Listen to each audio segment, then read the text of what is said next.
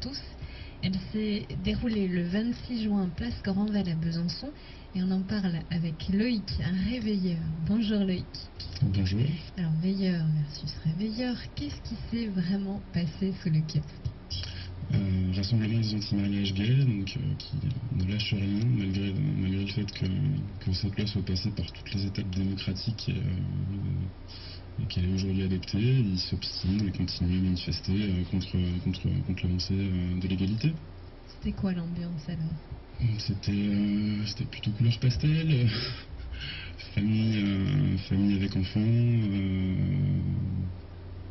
Enfin, de leur côté, c'était plutôt bonne ambiance. Ils étaient posés, ils chantaient, mais quand on connaît ce qui se cache derrière leur discours, ils sont quand même un peu fermés.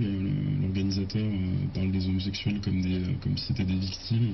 Ils sont toujours dans la victimisation ou l'infantilisation des homosexuels. Enfin, faut arrêter, faut s'ouvrir un petit peu au monde.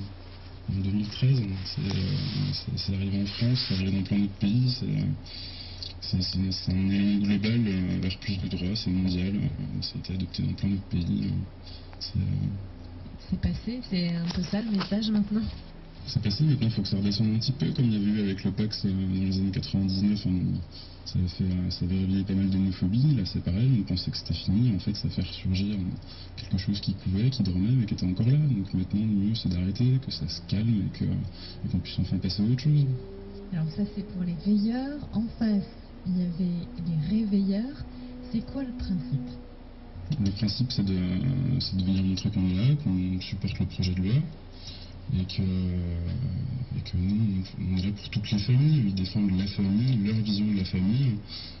Il y a d'autres familles qui sont pas le goût de la manif pour tous, qui sont pas un papa et une maman, deux enfants, mais qui sont aussi légitimes que ces familles-là. Donc pourquoi essayer d'imposer ce modèle-là? Il y a plein d'autres modèles qui fonctionnent et qui font des enfants qui sont très heureux.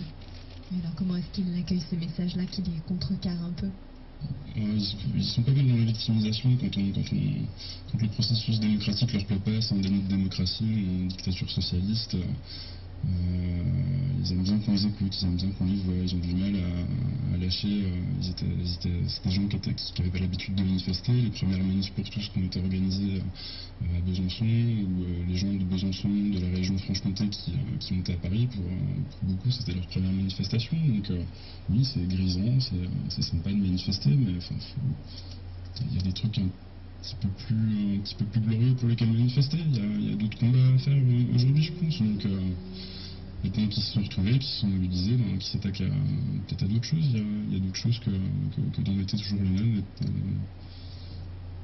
C'est quoi le portrait du veilleur? Les veilleurs, plutôt les familles blanches, de droite sûrement, catholiques. Oui, les petites jupes, les serre-têtes, c'est un peu cliché, mais c'était vraiment ça, quoi. Et vous, comment vous avez eu vent de cette manifestation? Je me suis un peu tapé l'incruste sur leurs réseaux sociaux, sur leur liste de mails pour appeler à d'autres manifs, à d'autres mouvements. Donc j'étais au courant comme les autres veilleurs.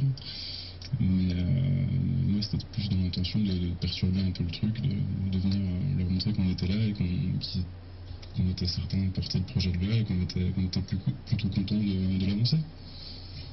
Ça s'organise un peu sur Besançon, parce qu'il y a les blogs qui ont relayé ça, et Facebook a relayé aussi. C'est important, ça donne de la force?